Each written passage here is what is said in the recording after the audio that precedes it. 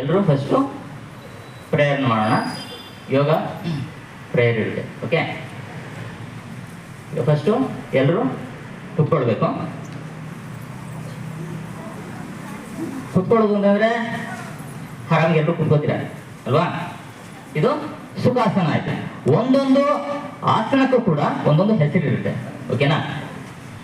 ಈಗ ನೀವು ಕುತ್ಕೊಂಡಿರೋದು ಸುಖಾಸನ.